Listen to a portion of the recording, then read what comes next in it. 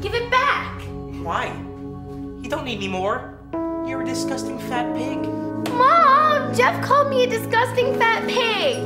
Jeff, do not call your sister a fat pig. Well, she is turning into a little porker. See? Even Dad thinks you're a fat pig. I was teased a lot because I'm overweight. We still eat it anyways. Actually, some vegetarians eat fish. A lot of it was behind my back, but then a lot of it was also to my face, which made me feel terrible. Hi. Hi.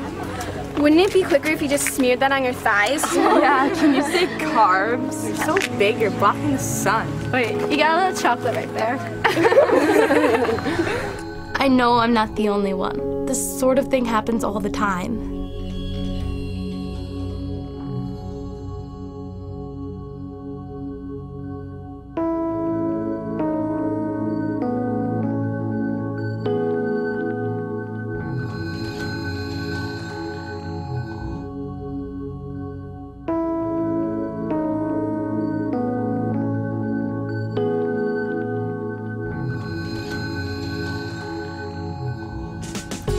My name is Emmy, and as the first plus-size supermodel, trust me, I know what it's like to be judged based on my size.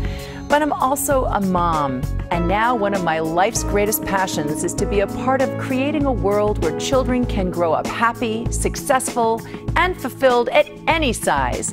I hope you're willing to join me in that effort. During this program, we're going to take a look at what weight bias is, how it shows up at home and school, who its victims and sources are, what its consequences are, and what we as parents and teachers can do to improve the lives of children we're surrounded by. But first, let's take a look at how prevalent this problem is. Obesity in children and adults has doubled in the past 20 years. Alarmingly, it's tripled in teens. 1 in 5 American children is overweight, and overweight children tend to become overweight adults. 30% of adults are obese, and we're right on track for this trend to continue. There are many efforts underway to address childhood obesity, but we aren't going to solve the nutritional and lifestyle changes that plague our nation in the next 20 minutes. But what we are going to do is share with you some new perspectives and tools that can help you as parents and teachers stem the tide of prejudice in our school system and even at home, so that children do not remain vulnerable to the negative impact of bias and stigma, and so that we may all begin to treat the many overweight and obese people already in our lives fairly.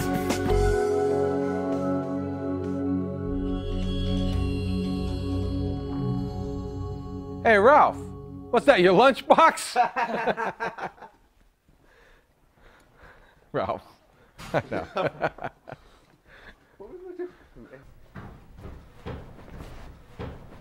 Hey, Ralph.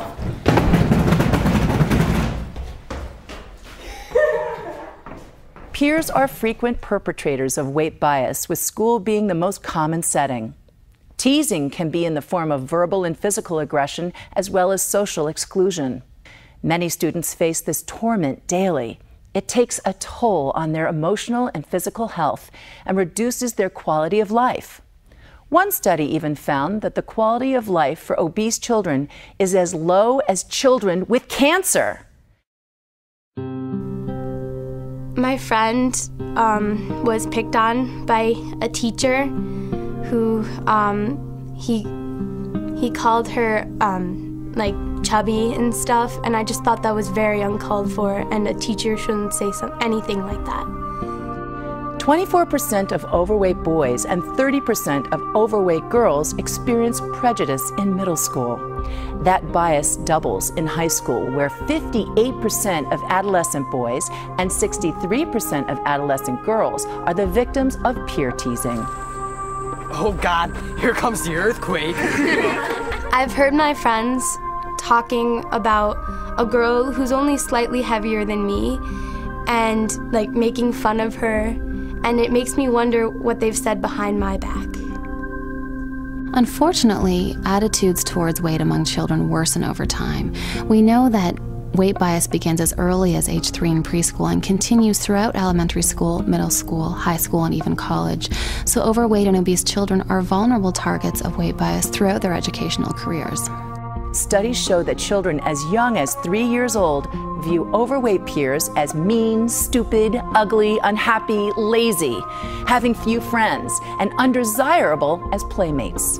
This all just based on the size of their bodies by 3 years old. Where does this come from? Weight stigma comes from a series of experiences that people have just looking around them in the culture. They see how their parents discuss the issue of weight. They see how peers in schools discuss it. They see overweight people ridiculed on television shows and made fun of by comics and the like. And because of this, they develop quite negative attitudes that are very difficult to change. By the time that children are in high school and college, they are experiencing multiple forms of weight bias, not just verbal comments or physical aggression, but also relational victimization in the form of social exclusion. A lot of people assume that overweight people are dumb or lazy, but most of the time that's not the case.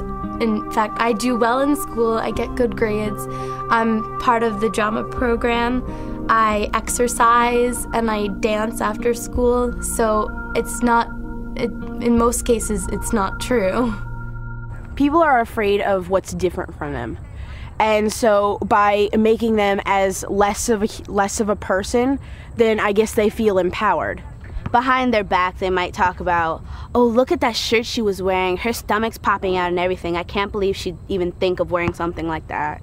They'll just say like all these like fat jokes about like wide load coming through and all this stuff, and it hurts me to see people getting treated because I see how sad they are. Most of the comments I get from them, because some of them are my friends, they say they heard comments like that before and you just get used to it. And that's a problem, that you're getting used to it. That's something you're not supposed to get used to. From nursery school through college, overweight students experience ostracism, discouragement, and unfortunately, even violence. For overweight students, the school experience is one of ongoing prejudice, unnoticed discrimination, and almost constant harassment.